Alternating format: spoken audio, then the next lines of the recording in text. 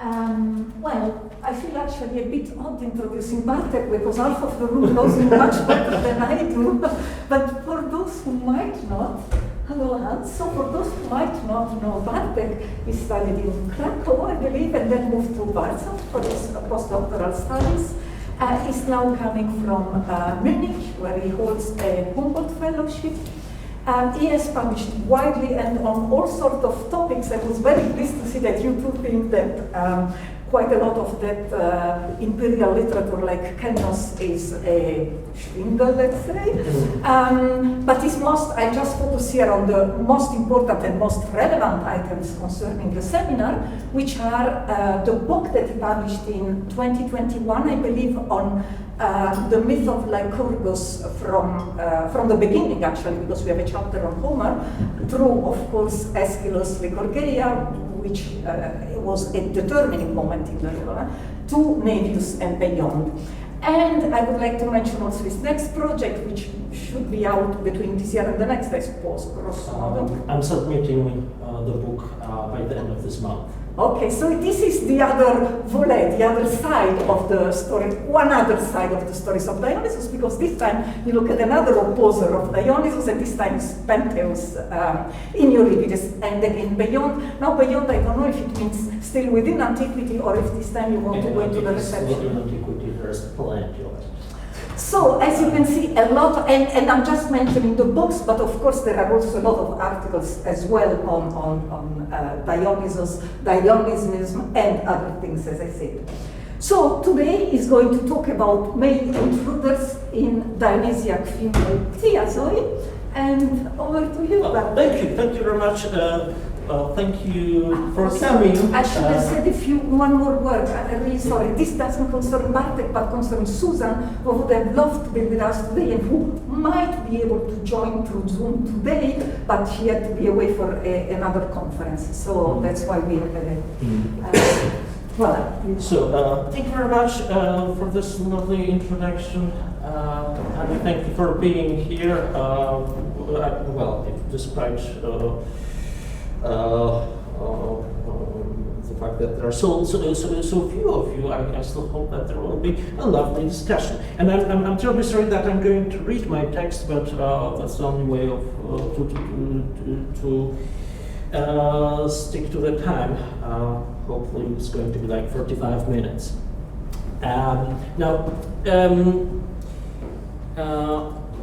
And actually, those who are not here were obviously right not to come, because it's going to be quite disappointing.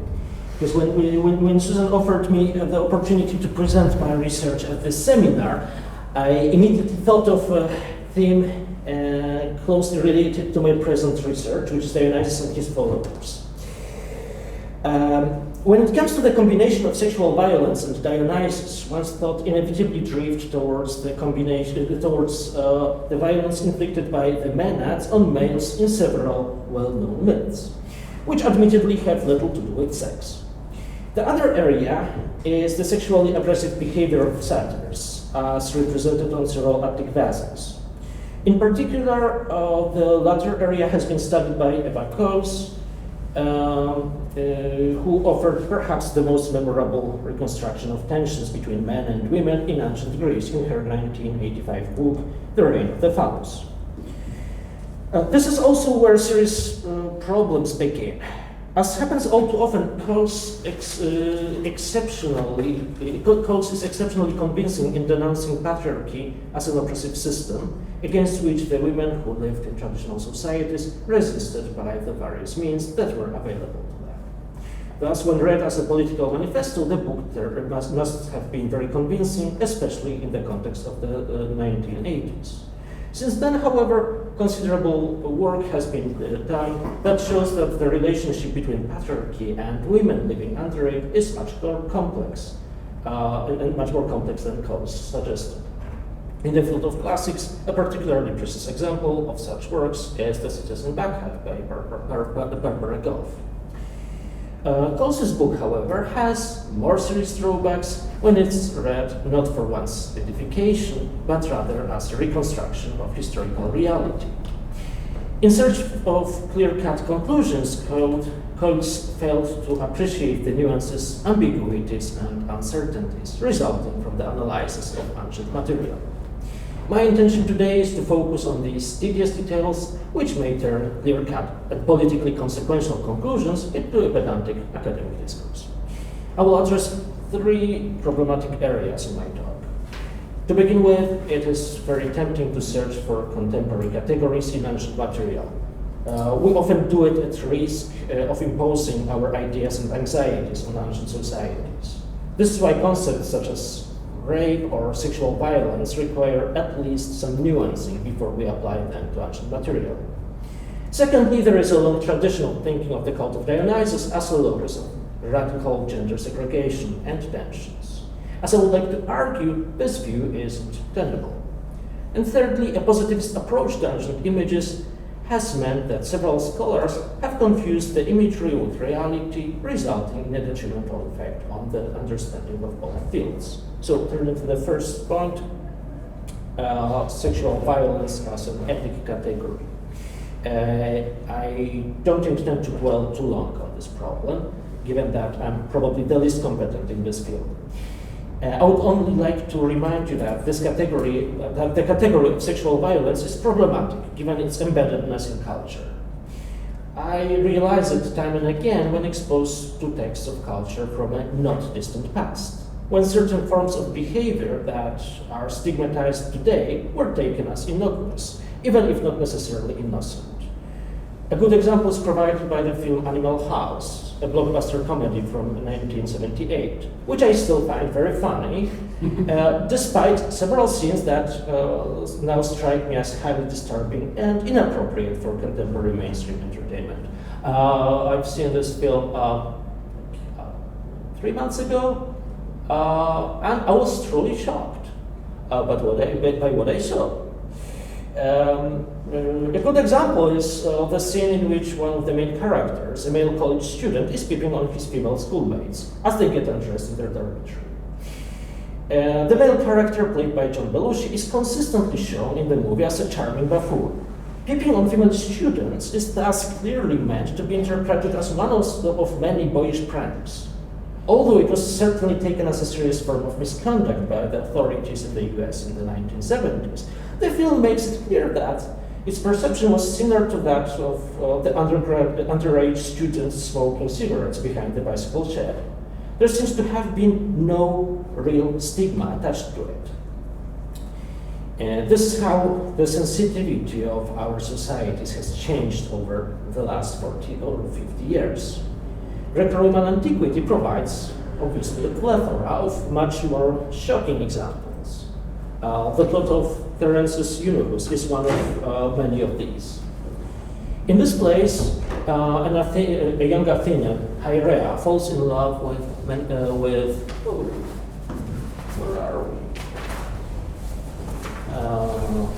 Hierea falls in love with Pamphila, a freeborn girl whom he believes to be a hetairai.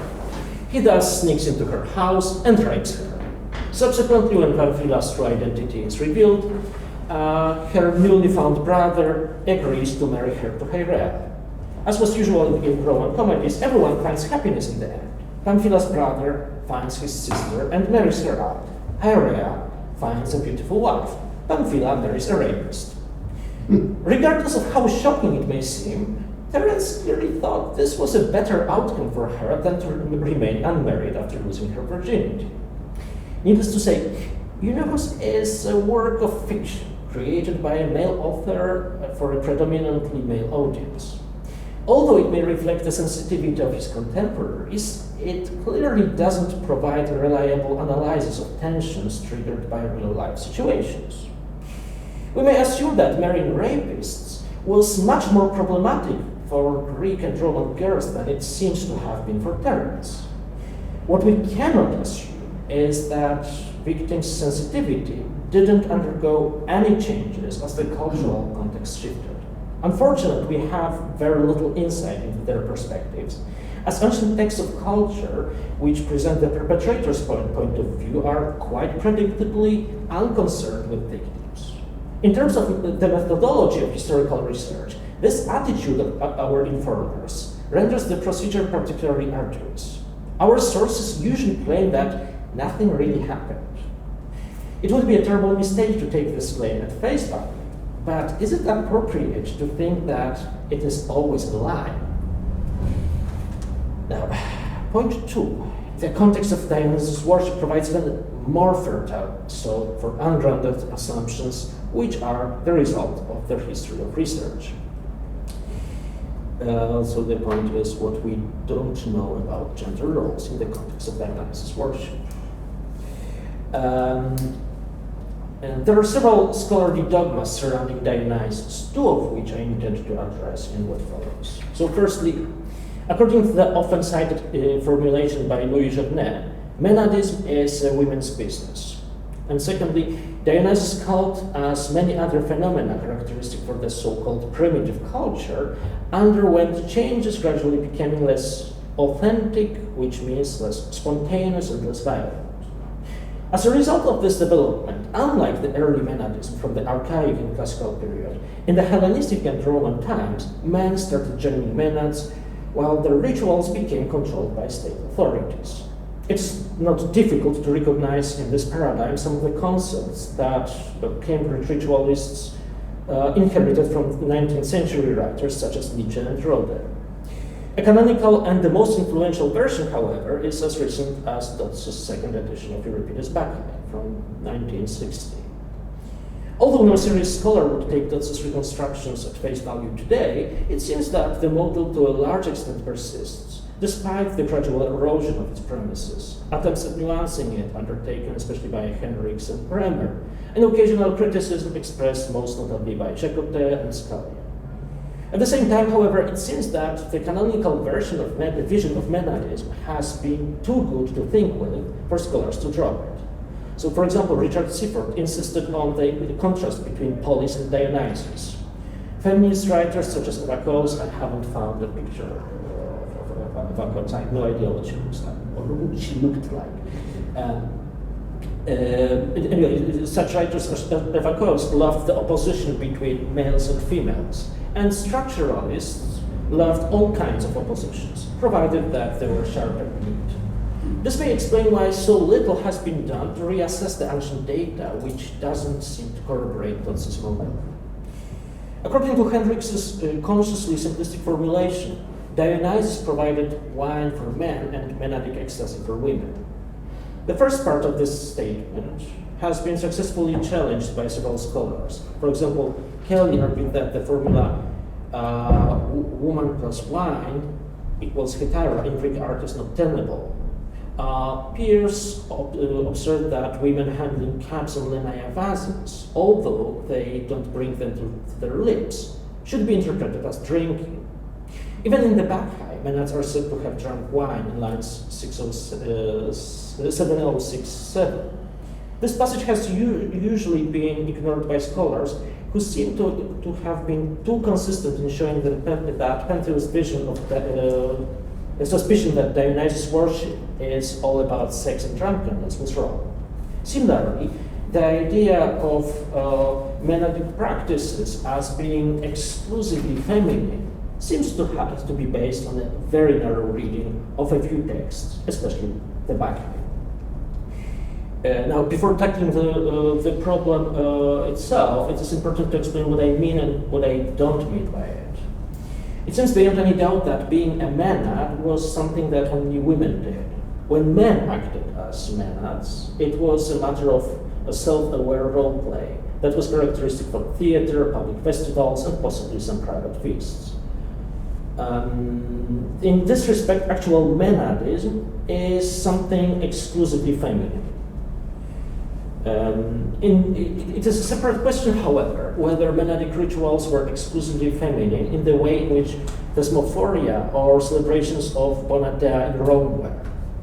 Within these models, which have arguably led scholars astray, all participants were supposed to be female. Male participation was strictly forbidden, and all exceptions were taken as violation of the ritual code that could bring their consequences upon the perpetrator. As we obviously know from, among other texts, from Aristophanes' Thesmophoriatus. It also appears that in the context of Dionysus cult, such a category of rituals existed. A good example is provided by the rites performed by the Athenian Basilina. Similarly, Pausanias refers to exclusively female rites in Briseis. He says there remains also a temple of Dionysus and a statue in the open air. The one that is inside the temple can be seen only by women, for also women are the only ones who perform secret rites related to sacrifices. There are a handful of similar references to exclusively feminine rites of Dionysus from various periods and places. In none of these cases, however, are we informed that women acted as maids. What is even more telling is that each of these rituals was performed by a small number of participants within an exiguous space of a temple or sanctuary, usually situated in a city. There is one and only one inscription from Etymna, which, according to Sokolowski, demonstrates some concern about the possibility of male intrusion into this kind of ritual.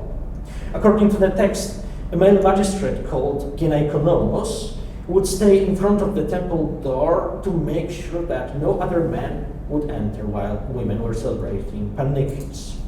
Unfortunately, as Skollion more recently argued, it's not clear whether the cult in question was that of Dionysus. The reference to thiasoi here in line 13, which belongs to a badly mutilated part of the text, doesn't necessarily point to such an interpretation, given that the inscription seems to be a sacrificial calendar. If so, the part of the text about Panikis could have belonged to an entry other than the one where thiasoi is mentioned. So it can be about a cult of Demeter or something else. What is even less clear is while male intrusion was taken into account as a real possibility. Although our imagination inevitably creates picaresque scenarios, it's equally possible that the gynaikonomos was supposed to prevent men from entering the temple out of ignorance of the exclusivity of the Panikis, or out of curiosity about the rites, rather than to rape their participants. Regarding the actual menadic rites performed by a larger number of women outside urban space, there is no evidence of their radical exclusivity. Instead, there are several documents that presuppose the existence of mixed male and female groups of worshippers of Dionysus. However, scholars tend to describe them as resulting from the late development of traditional religion, in which earlier forms of mystic cult gave way to something less extreme and more inclusive, due to the influence of polis religion or gradual laicization, which turned an authentic ritual into a form of entertainment. Particularly symptomatic is the exegesis of the inscription from Magnesiac Meander offered by Henriks in his seminal article Greek Menadism from Olympus to Messalina. The inscription contains a copy of a text from the Hellenistic period in which the introduction of 3 Dionysian thiasoi, led by female leaders, is described. Henriks thus comments on the name of one of these thiasoi. The real crux which obscures kataibatai is its form, which is clearly masculine. The thiasos of the kataibatai must have included male members. If so, it cannot have been genuinely menadic. The argument that practices to which males were admitted were not menadic because of the presence of males doesn't seem to be circular only as long as we tend to believe that there is some external data to such an effect. But there isn't. What we find instead are bits and pieces of evidence that suggest that male participation in the menadic rituals, even though far from essential and perhaps sometimes even interpreted as intrusive, was nevertheless acceptable. Surprisingly enough, even Euripides' Bacchae seems to suggest that menadic circles were not supposed to be entirely separate from male spheres. When in the first episodium, Cadmus and Tiresias are about to leave the city dressed in fawn skins with crowns and thiasoi and go dancing in the mountains, it is clear that their behavior is close to the actual ritual norm. Incidentally, the two characters state in lines 195-6 that they are not expecting to meet other male worshippers. but this is only because everyone else neglected the cult, which was supposed to be preferred by everyone indiscriminately. Extreme exclusivity of female thiasoi, which leads to the notorious violence against males, as recounted in two subsequent Resus Angelicae, is a pathological condition that the introduction of Dionysus worship was due to heal. This is further corroborated by the words of Cadmus from the epilogue of the Bacchae. For someone told me of my daughter's bold deeds when I already came within the walls of the city on my return from the Bacchae with old Tiresias. I turned back to the mountain and now bring here my child who was killed by the Menads. For I saw Automaia, who once bore Actaeon to Aristaeus, and I know with her, still mad in the thicket, wretched creatures. The passage contains references to two kinds of encounters between men and Menads. The most straightforward are lines 12:27-9, in which Cadmus says that he saw two of his daughters. This presupposes the possibility of casual encounters that had no consequences for any of the parties involved. More intriguing are lines 12:23-4, in which Cadmus clearly refers to the fulfillment of his plans exposed in the first episode. He says that he and Tiresias joined some backhands in the mountains who didn't react to their presence in the way in which the thiasoi led by his daughters did to Pentheus and the cowherds. This makes us ask the question what the difference between the welcomed and unwelcomed male among Menads was. The text provides a straightforward answer. Pentheus went to spy on Menads with hostile intentions. Similarly, cowherds assaulted them in order to capture their leader.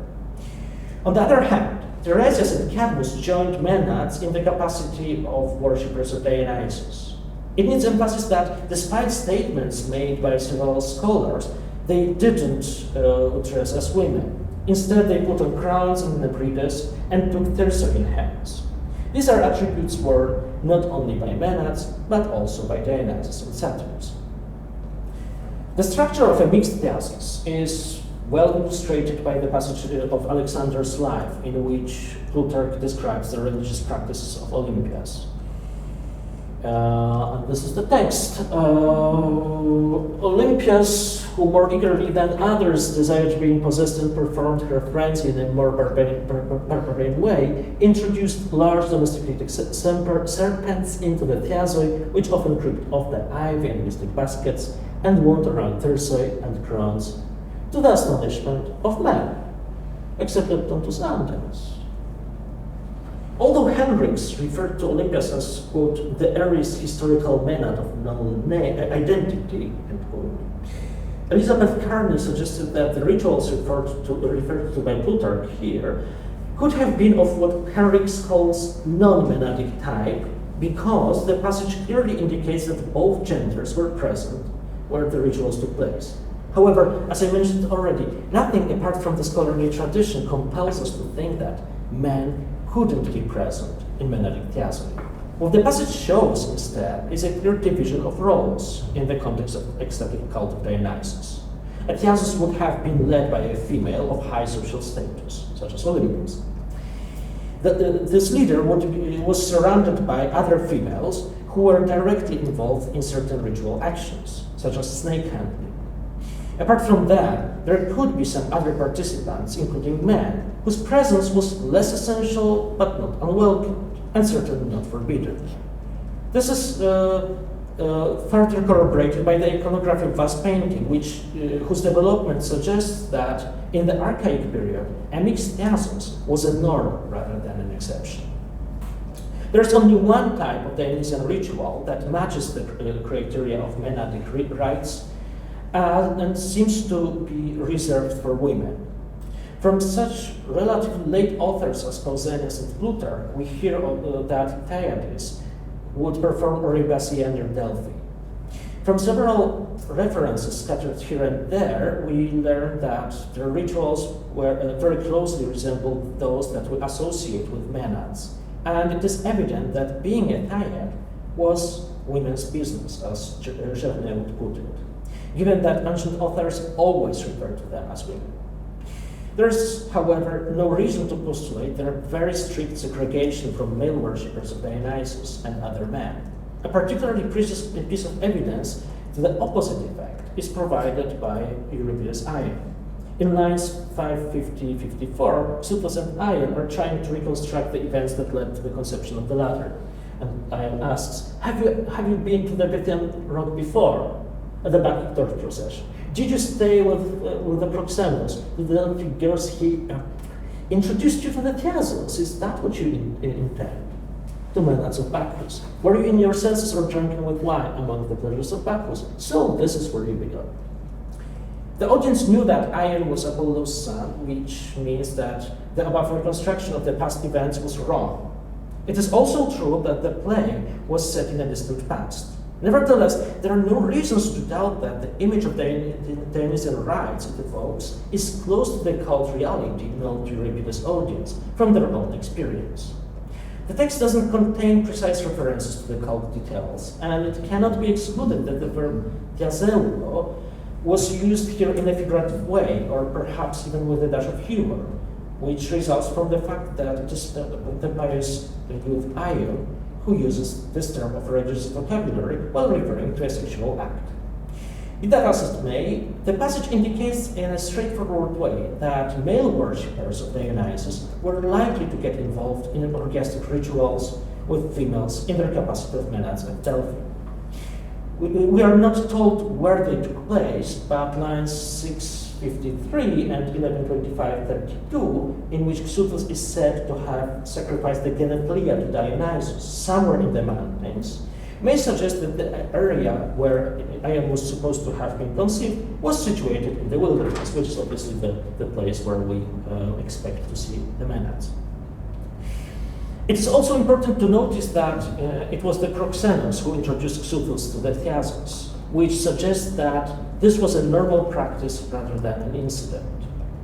Even though there is no reason to think that sex was an essential part of orgiastic practices at Delphi, none of the speakers seems to be disturbed by the idea that Xuthos might have had an intercourse with a Maenad.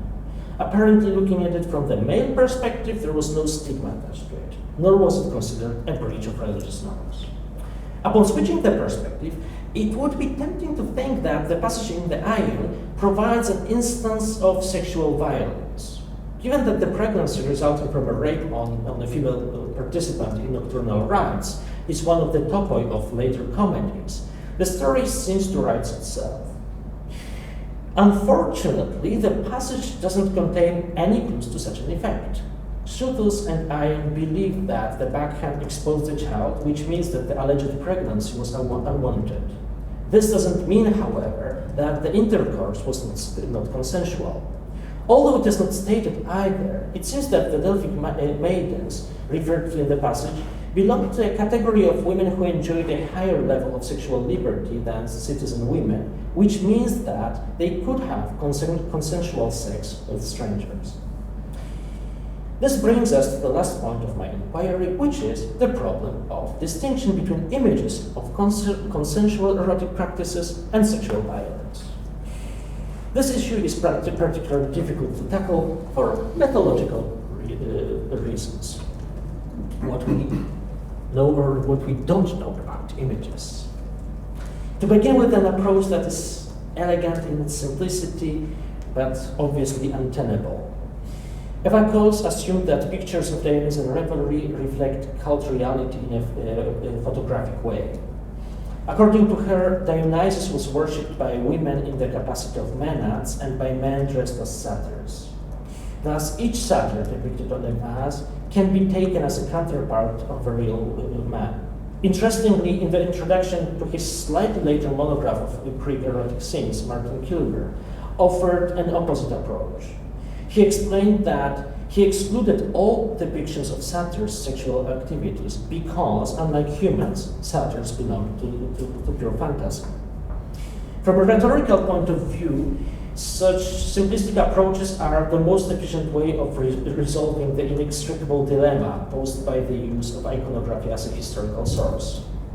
None, however, seems ontologically justified. In contrast to the views of both Coles and Kilmer, François Lisserard insisted that Each creature shown on an ancient vase should be taken in the same manner. Thus, oxen and dogs should be seen as being as real as satyrs and griffins. Satyrs, Maenads, Pans, Erotes, Dionysus, Athena, athletes, and warriors all belong to the world of images that can be analyzed as a universe on its own right. Thus, things cannot be untrue in the world of images simply because they don't meet the criteria that are valid in our reality. Instead, they can be judged as normal or shocking based on factors internal to the pictorial tradition.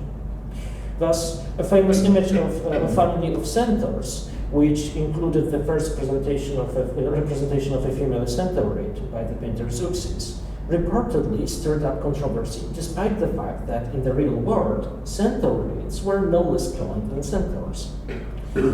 This approach, unfortunately, has serious limitations as well. Although it's very useful as long as we inquire into the world of images for their own sake, it proves far less illuminating when we act as historians. Images, after all, are not completely unrelated to reality. They may reflect or refract it in various ways.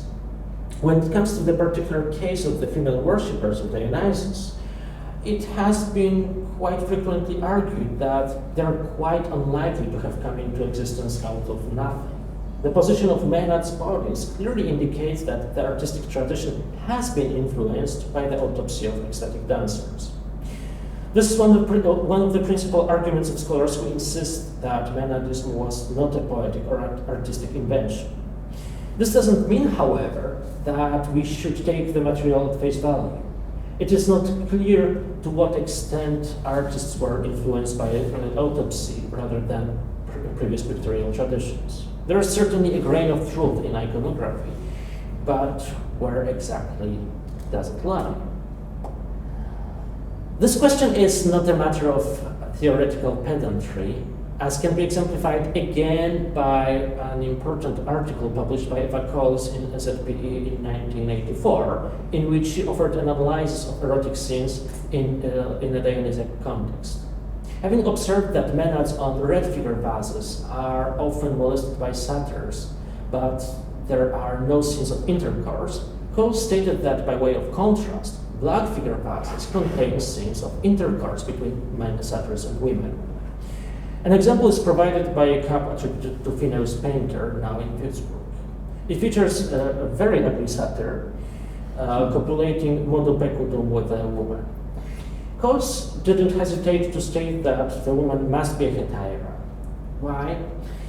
This resulted from the scholarly approach that was common in the 1980s, according to which each female who enjoyed more liberty than we would expect from citizen women was identified as hetaira. One scholar in an article from 1983 went even as far as to claim that girls fetching water from a spring must be prostitutes because well-born females were supposed to stay home. By the same token, a woman who had sex with an ugly satyr could not have belonged to any other category than a prostitute. A strange exception, however, was provided by the type of image that Coles thought to be related to the sphere of marriage. An example is a black figure Palike by Achelo's painter in the British Museum. Its side A shows a couple in an affectionate embrace. Side B depicts a scene of an sexual intercourse between a satyr and a woman wearing an ivy wreath. Coles concluded that both images represented the same married couple in their ordinary clothes and in Dionysian costumes, respectively. This doesn't seem completely impossible, but the grounds for such a reconstruction are methodologically unacceptable. Namely, Coles deduced the status of the woman on the Würzburg and London vases based on the assumptions she made about the division between what she thought to be acceptable and unacceptable behavior for a citizen woman. As a matter of fact, neither of the two images contains any clues to such an effect. As I would like to argue, only slightly different is the approach that, at first glance, seems to be better grounded in the artistic tradition, which, however, only provides an alibi. Women in red figure pottery are referred to in scholarly works as Maenads. Their counterparts in black figure pottery are usually called nymphs. The gradual development that resulted in the creation of a conventionalized type of menad has been thoroughly studied by Cornelia Isler-Kreni in her monograph of the iconography of Dionysus in the Archaic period, which was the time of experimentation. Thus, women dancing in the presence of the god didn't initially have any attributes that set them apart from other females on contemporary vases. Over time, they gradually assumed various attributes such as wreaths, lebrides and pardalides, branches, and thiasoi, and were often shown handling animals in a way evoking sparagmos. In addition, the way they dance very often evokes ecstasy. In other words, the distinction between what is called menad and nymph in art is a matter of gradual evolution, which to a certain degree coincides with the introduction of the red figure technique. There is, however, no reason to think that this stylistic shift was related to a radical change in the meaning of these representations. Nevertheless, scholars often extrapolate artistic categories into the real world. It is thus often stated that red figure menads represent figures of cult, whereas black figure nymphs are interpreted as mythical figures. Now, by saying this, I don't mean that the convention used by art historians is wrong. What I propose is that we should be fully aware of the distinction between artistic conventions, contemporary nomenclature, and ancient cultural and religious practices. These three areas are to a certain extent interconnected, but they don't necessarily need to closely reflect one another. In what follows, I would like to offer a brief reassessment of the meaning of Dionysian women depicted on vases. Jumping to the conclusions, such a reassessment leads to an almost radical skepticism about the category of sexual violence in this context. Based on my recent research on Pantheos myth, I would like to suggest that the gradual character of the evolution from an iconographic nymph to a menad reflects the fluidity of these categories. This particular story has arguably played a crucial role in the process of shaping our perception of the category of menad, simply because it has been transmitted in the most important of extant texts about Dionysus, which is Euripides' Bacchae. From this play, we learn about the category of women called maddened by Dionysus. Quite conveniently, there are several extant images of menads dismembering Pantheos, which leave no doubts as to the identification of the iconographic type. So, looking at this, we know that these are menads.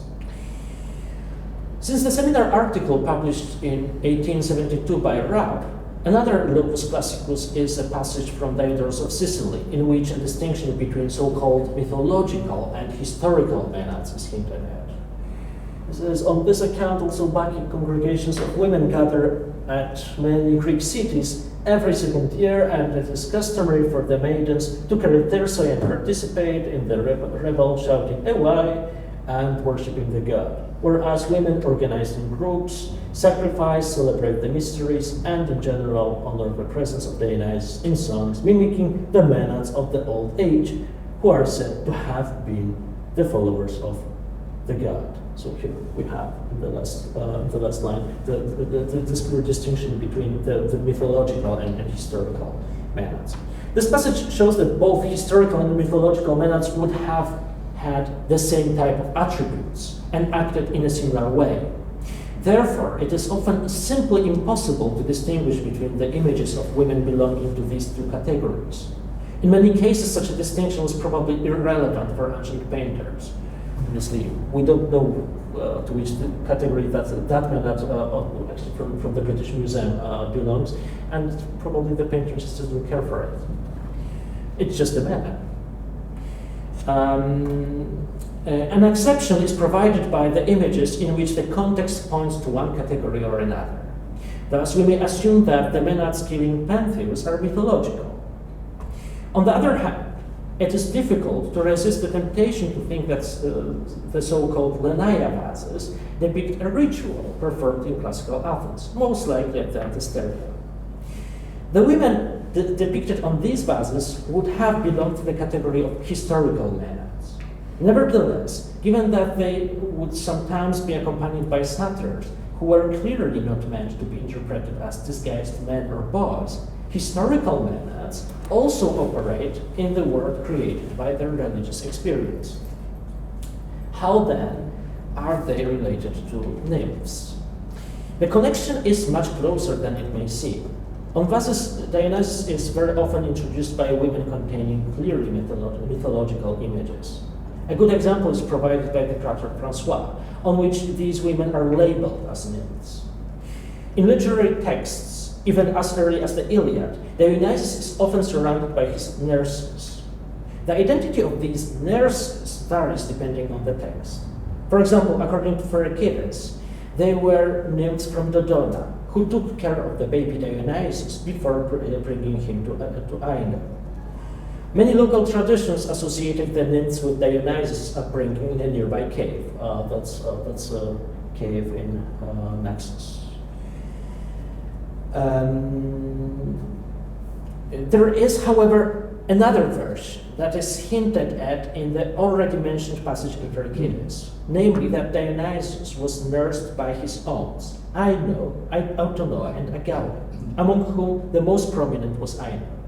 According to Pseudo-Oppian's Kenegetica, she was the first woman to give her breast to Dionysus, and subsequently her sisters and local Boeotian women joined her. Later, they traveled with Dionysus and became his local worshippers, menads. Due to time constraints, I cannot explain more fully why this version should not be dismissed as the invention of a late and obscure poet. Suffice it to say that it seems to have been much more widespread and present in such texts as Theocritus' Idyll 26. This means that Euripides' Bacchae is a very misleading text, given that it suggests that Dionysus' aunts and other Theban women became menads as a result of punishment for the rejection of the god. This is, however, a version typical of Attic tragedy. According to the Boeotian tradition, that the menads who punished Pentheus were former nurses of Dionysus and his devoted worshippers. Although they were not nymphs, they seem to have been related to them, given that Aino became a sea goddess, whereas Agaue and Autonoe bore names of nereids. It seems not to be a coincidence that the only named menad shown on the vase as giving Pentheus is called Galene. Here it is the tag. Calm at the sea, which is also attested as the name of a nereid. In other words, mythical nurses of Dionysus seamlessly became his mythical worshippers, who were subsequently mimicked by Greek women who acted as menads. There is thus no reason to think that the evolution of the iconography of Dionysian women reflected a shift between their different categories, because these categories were mutually inseparable. This has serious consequences for the meaning of the scenes that represent the erotic life of menads and nymphs. Returning to the vases in Würzburg and London, quite obviously, there is no reason to think that the women shown as having intercourse with satyrs must have been either the legitimate wives or hetairai. They are simply outside the categories that are valid in Athens of the periods when these vases were crafted. The same seems to be true in the case of later images. Red figure menads may dance with satyrs, embrace them, or resist their amorous attempts. They may even take an active role in molesting the satyrs, as this one is doing here. None of this, however, bears reference to the real-life experiences of worshippers of Dionysus. Not only because these images are not reality, but also because they are images of an alternative reality of a religious experience. This alternative reality is available to us in a form transmitted predominantly by male painters. The question of the degree to which women's experience contributed to this perspective can only be a matter of speculation. At any rate, Dionysian thiasos is consistently shown as a context in which women are no less powerful than men. In terms of erotic life, they can have sex, but they can successfully resist it, which they often do. This should make us question the relevance of several categories that we tend to take for granted.